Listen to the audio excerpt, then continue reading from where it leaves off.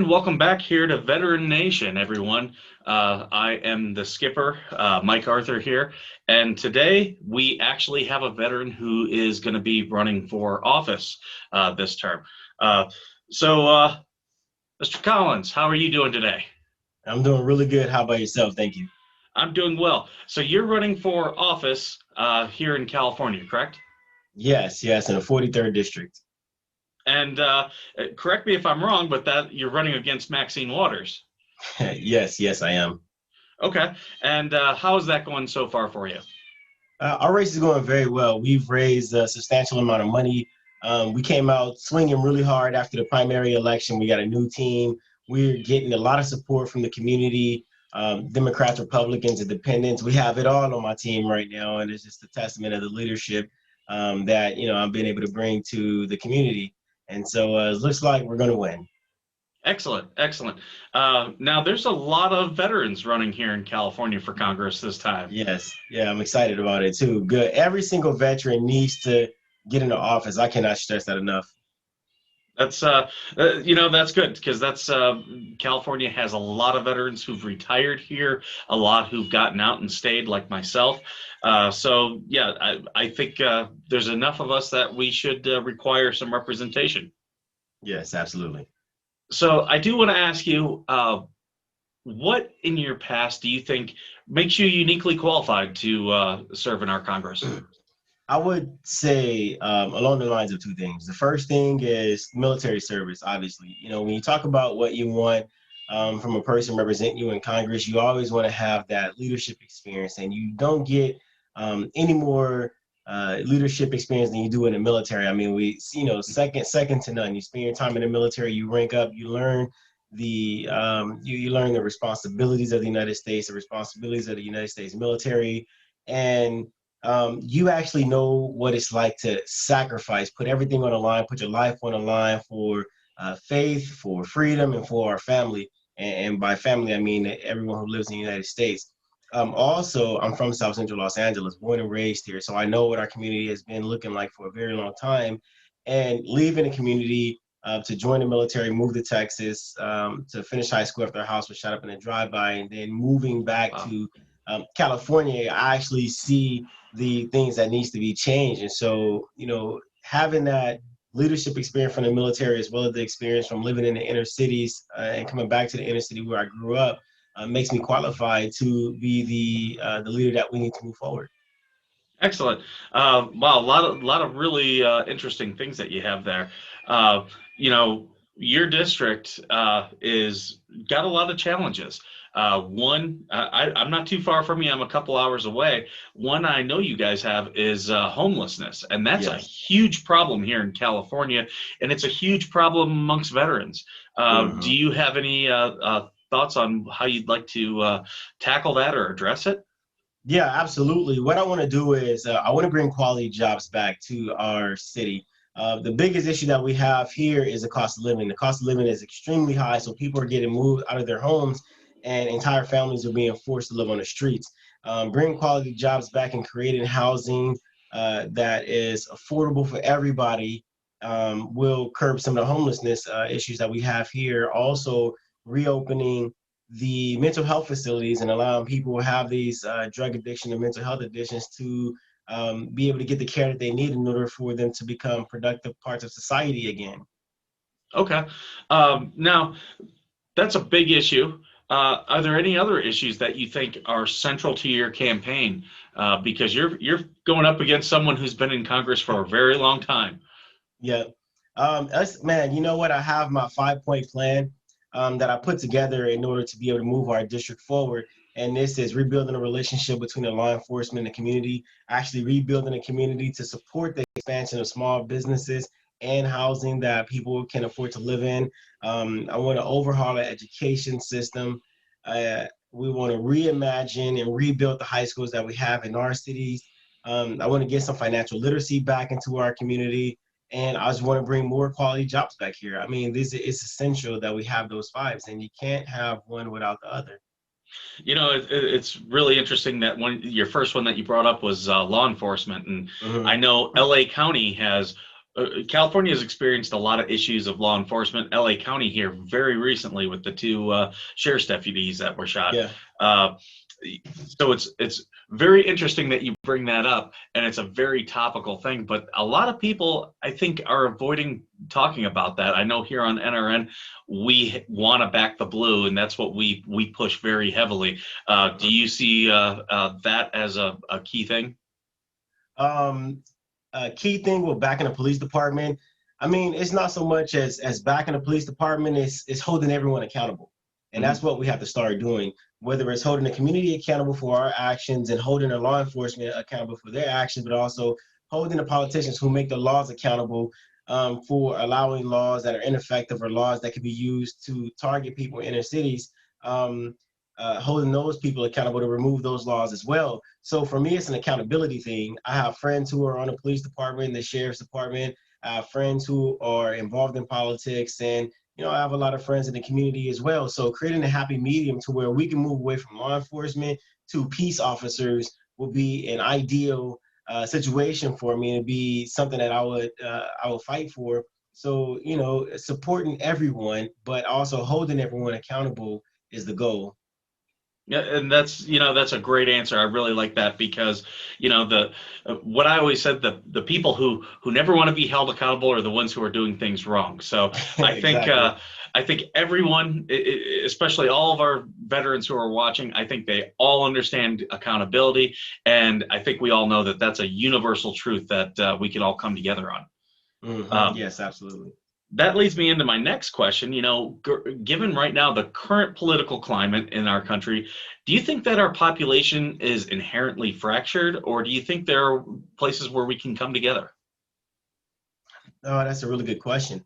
Um, I think that if we get more young people running in office, then we can create the change that we need. Right now, you have too many politicians who should have been aged out, whether it's on the Democrat or Republican side, who are still trying to maintain and hold on to power because they feel like they know what's best. Like in our situation, Maxine Waters, she got into the state assembly back in 1976. They didn't even have cell phones in 1976. 1976. They didn't have computers. They didn't have technology, right? Back in 1976, they were still pushing post-race wars and racial tensions. And fast forward to 2020, the people who lived during that time, the Maxine Waterses, the Nancy Pelosi's, and had to experience that, still think that that's the same culture that's going on today, Hmm. right? And so they're refusing to leave office, and they're refusing to let go of the ideology that they had back in the 70s. And they're bringing that here into 2020. And they're creating a lot of chaos and friction because now we're at a time where people are saying, okay, we understand that America is not the best place in the world. We understand that we have a history in America that is racist. We understand that slavery happened and all of these things happened, but it's not happening right now. So what do we have to do to move forward? You know what I'm saying? Hmm. And nobody want to bring that conversation to the table and talk about what's necessary in order to move forward. Everybody want to be the victim or everybody want to be the victor, but everybody wants to be right at the same time. And it's like we have to choose our struggle. So if we're gonna be talking about race relations, talk about it, but also let's talk about moving forward. If you want to be a victor, be a real leader, and let's have these conversations and move forward. Absolutely. I totally agree with you on that because, as someone who's traveled around the world myself, the US, while we're very fractured in some areas, but I don't think it's as inherently deep down myself. Just because I've been to other cultures, I've seen the classism, I've seen way worse racism than I've experienced or seen here. So I think there are some places where if we put some true hard work where we can make amends, in Western society, not just in the U.S. So I definitely like that leader. Now, with Maxine Waters, she's been serving a very long time. She knows how to win these races. Is there anything that you are doing that you think maybe candidates who have came before you didn't do that is unique for you? Yeah, absolutely. We actually campaign. We're actually in the streets. We're engaging people. A lot of candidates stick to their comfort zones, right? So if you're Republican and you're running in the seat, you like to stick with Republicans. When you're a Democrat, you like to stick with Democrats. Well, for me, I'm in everybody's faces: Republicans, Democrats, Independents, Libertarians, Green Party, Constitutionalists, Freedom and Peace Party, everybody. I'm in everybody's face because I feel like when you're a representative, you don't just represent the people in the same party as you. You represent an entire community of like 750,000 people. You know what I'm saying? And I think that, a lot of candidates, when you are running, you need to get into the faces of people who may not even agree with you. You never know what's going to happen. And so, I don't think Maxine Waters knows how to run races. I just feel like she's been in office for so long. She's been an automatic shoo-in. She never had anyone go at her head like we have right now.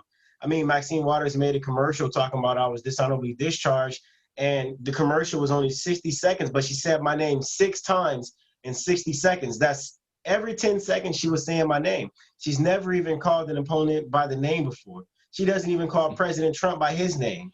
So the fact that she had to mention my name every 10 seconds in a 60-second commercial tells me that we're doing something right and we're also winning this race. That's very interesting. That's a unique observation there. So yeah, as we talk in the military, always look for changes in the baseline. That's a very big change. Yeah. So that could be an indicator that your race is definitely tighter than what they would lead you to believe. Yeah. Are you now with the whole vote by mail initiative? And I know California's changed its rules here recently in the last probably 4 to 6 years.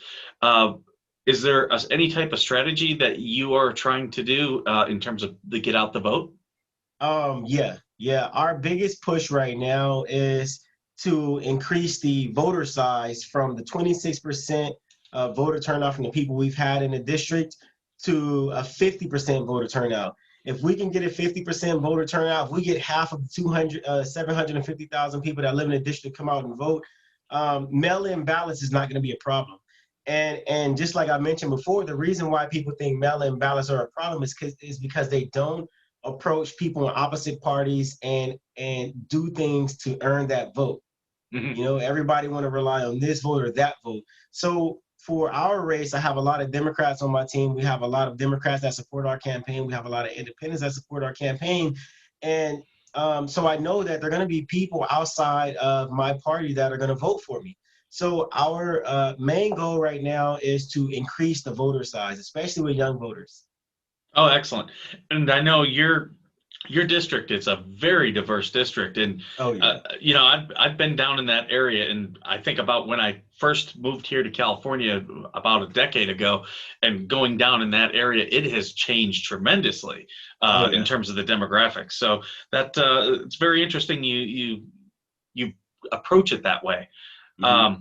I do want to talk to you about one thing because I would imagine that you've probably done some world travel.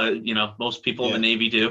Um, where do you see the U.S. can remain remain a world leader long term, and what type of things do you think we should be doing to support or to support that and put forward a good effort? I think when it comes to the United States being a world leader, that can only be achieved through international diplomacy. We have to start creating new partnerships, just like the racial tensions in the United States that has been fading away, but people try to keep them going. Those same tensions should fade away with other countries who have not been allies for the longest time.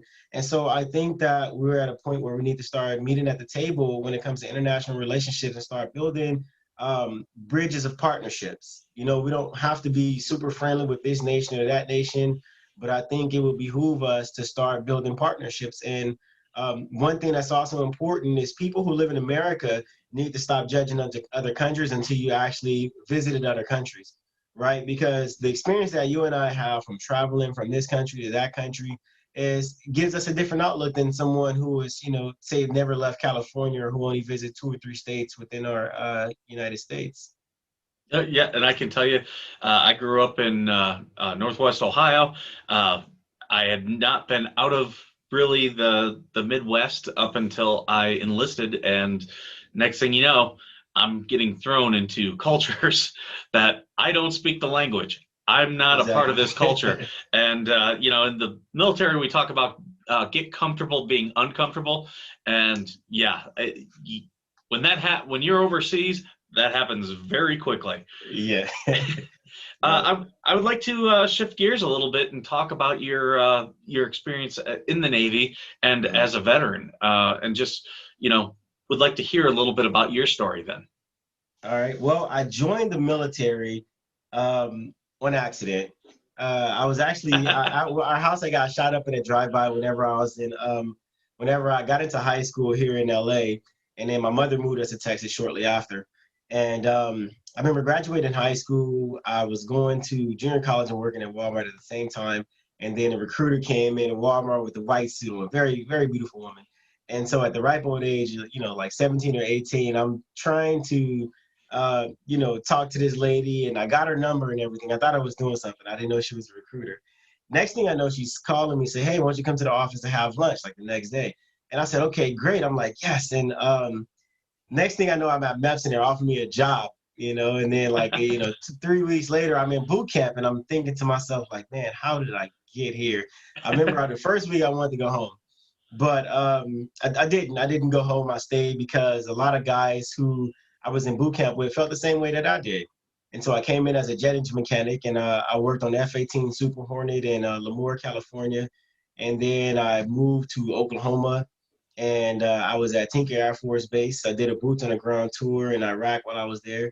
I left Oklahoma, recruited in Texas in Fort Worth for 3 years, ran the #1 recruiting station. That was probably the best duty of my entire life. I mean, jumpstarting the careers of young people, but being honest about it. I was always honest. If people didn't need to be in the military, I was, let them know, like, look, this ain't for you, you know.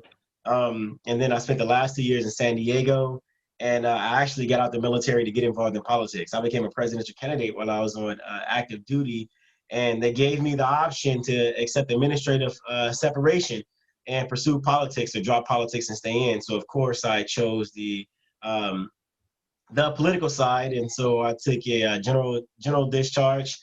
And getting out the military was the hardest part of my entire life. I have children, and so I go through my savings account, taking care of my kids, and trying to rebuild my life and get this whole VA process thing Mhm. taken care of. And so at this point, I used to go to Maxine Waters' office on a regular basis, like, hey, I need your help. I'm trying to get my VA. Hey, I'm trying to get a job. Or hey, I need help with this. I'll even do an internship. I even took my money and the last bit of dollars that I had and bought her some flowers. And I didn't get any response from Maxine Waters, like none whatsoever. And she knows this. She knows this by far. I know she got the flower. Her assistant told me she got the flowers. But when my VA benefits came through, and I learned a lot about running a campaign by running for president of the United States. Um, Immediately I start running against Maxine Waters because I'm like, you know what? No other veteran is about to be left homeless. I was actually sleeping on the lighthouse at Ranchos Palos Verdes near Trump Golf Course out here in Los Angeles County. And I have a pure disdain for Maxine Waters. And the way she's left our district and condition that it's in right now, I mean, it's been atrocious. I am in college as well. The VA pays for it, so I use the Mhm. GI Bill, getting a bachelor's in accounting.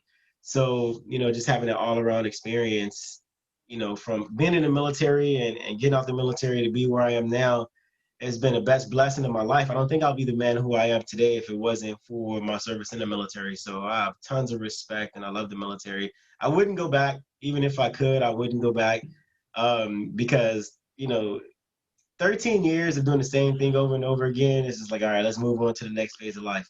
But I don't take the military for granted. Don't take any of the experience and leadership and mentorships that I've gotten from the military for granted either. That's a pretty inspirational story that you have, because you know your struggles with the VA. I've had them. Almost every veteran that we've talked to on this Mm-hmm. show has had the exact same struggles. It's such a huge bureaucracy that's so hard to break through. And I had a veteran who once told me, when I was experiencing those frustrations, he said, "Hey, here's what the VA wants. The VA wants for you to either give up or die. And if you don't Exactly. do either of those two, you're going to eventually get your benefits. You're just going to have to fight tooth and nail."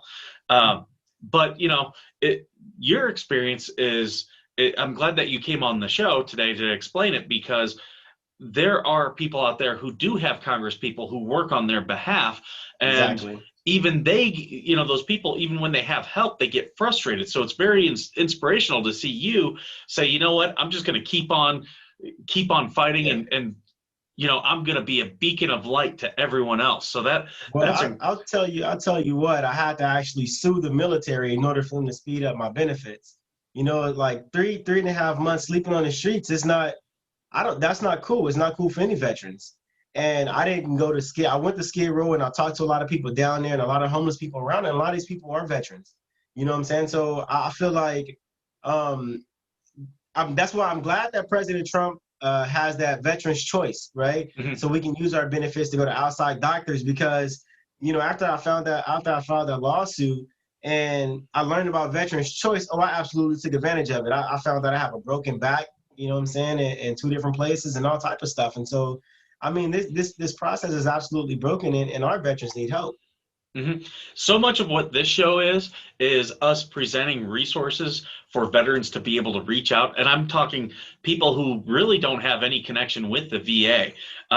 Has there been any of those resources that you've used or that have helped you that you think veterans should know about? Outside of the Veterans Choice Act, not necessarily. I know that I tried to get on the housing plan whenever I didn't have anywhere to go, but the lady who I was working with, she quit, and so I fell through the cracks. And by the time they called me back, I had already had my benefits, had my apartment, hmm and I didn't need it anymore. But the biggest thing right now is the Veterans Choice. The VFWs are really good avenues to go to. A lot of veterans who have been successful with the VA works there, and also find a smaller VA hospital. Smaller VA hospitals will help you out a lot faster. Yeah, get your benefits that you need. So those are a few things. I'm not an expert on the VA. Oh, I try to go when it's necessary. So neither am I, but one thing we found is there is a lot of resources out there. We've hired, or we've had several nonprofits come on here. It's just you don't know about them. The VA is not going to tell you about them. A lot of the VSOs either don't know or can't tell you about them. So the way I found out was just by networking other vets. That's a yeah, lot of the reason we did this show, was we nice. want other vets to know, here's what's out there for you. Um, Yeah. do you kind of alluded to it a little bit, but do you think more veterans should run for office, and why? Yeah, I do. I do think more veterans should run for office. The reason why is because when it comes to making sacrifices, veterans are the first people to put their lives on the line and put their name and reputation on the line to fight for what they feel is right. And just like in any organization, we don't have, there's no such thing as a 100% perfect person to run for office. But I would trust somebody who's already taken an oath, put their life on the line to defend our country and our way of life over, an attorney who spent a couple of years in law school. Now they want to be a bureaucrat. So yes, absolutely. This is what we're supposed to do. That's yeah. There's so many issues out there that affect veterans where they become incredibly political. So I think having veterans in there who can approach these issues from a personal standpoint really can aid the rest of us, because we've been through it. We know what the hard things are. We know where the gaps in the coverages and in the benefits. We know where those are at.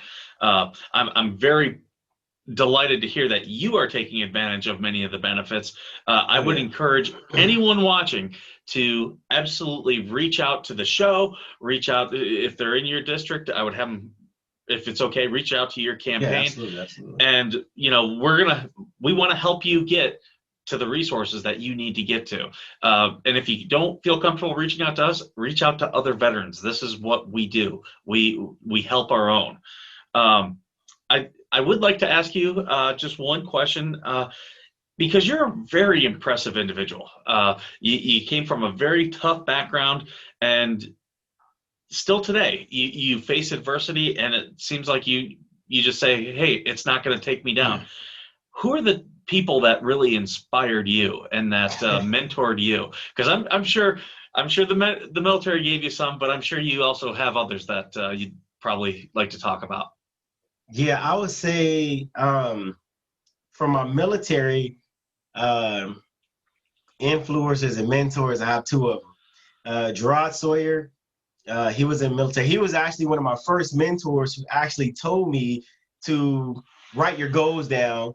And when you get your goals, let's create a plan to achieve those goals. The first time, I didn't even know that stuff worked. I hear people talk about it, but he's the first person that actually showed me how to do it. And it stuck with me for a very long time. He still calls me and checks on me. Another guy is a person who taught me how to be a people person, and his name is Thomas Gooden. He just had a baby.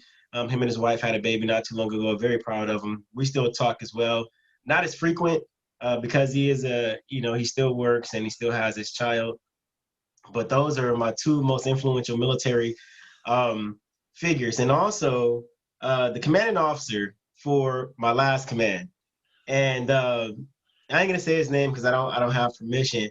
But the reason why is because I would watch him, and I would watch how he moves, and we'll have, slight conversations here or there when it comes to businesses and stocks and just like general things that you wouldn't necessarily, approach a commanding officer with, especially when it comes to businesses and creating jobs and things of that nature. And so he's been very influential over my life as well. And then my grandfather, he was a pastor of Ambassadors for Christ. His name was Bishop Joe Collins Sr.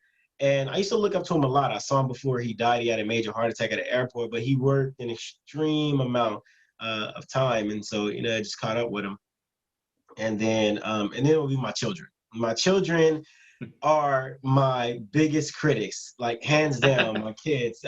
I've been in the military, you've been in the military, and we've heard some pretty harsh things, in a military. But it doesn't get no worse than, your kid telling you, Dad, you screwed up big time. You should have did this. And I'm like, you're 13 years old. You can't tell me. But Yeah, those are my influences. those our kids will absolutely keep us grounded. Oh yeah. Oh yeah. Yeah. um, Before we wrap things up, I know that you've got your campaign going. I want you to be able to plug any social media, for people who want to volunteer, for people who want to donate to your campaign. If you could tell us where we should send everyone. Thank you. My website is joecollinsforcongress.com. It's all spelled out. My Instagram and Facebook is Collins for Congress 43, and Twitter, Joe Collins 43rd. Okay, excellent. And I wish you all the best in this campaign. You can generally look at people and be like, this guy's going to be successful, and I definitely get that from you. So, good luck on the campaign. Good luck with everything that you have going for you. If you would please, especially if you win, don't forget about us here. You guys got my email address. Just shoot me an email whenever you need me. I'll be there. Okay, definitely. Because we would love to have you on. Would love to share some more stories with you and, hear about what's going on. If you have anything going that's going to improve vets, we'll have you on. We'll take calls so you can talk to veterans. And we really appreciate you coming out today.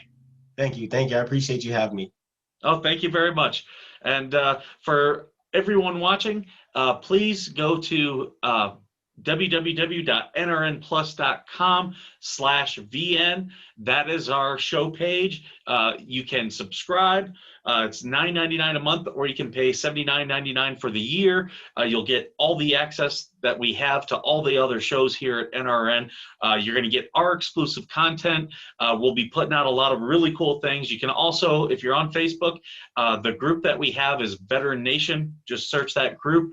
We'll be talking about a lot of different things. We're going to be posting some stuff that we want you to absolutely take advantage of. A lot of the people that we're having on with their nonprofits, but also I'll be doing some stuff to try to help you get, if you're looking to get a government job, help you along those lines, and just in general, network with other veterans and get to the helpful resources that we all know are out there, but just have a hard time finding. So again, I'll thank Joe Collins for joining us today, and we will see the rest of you all next week.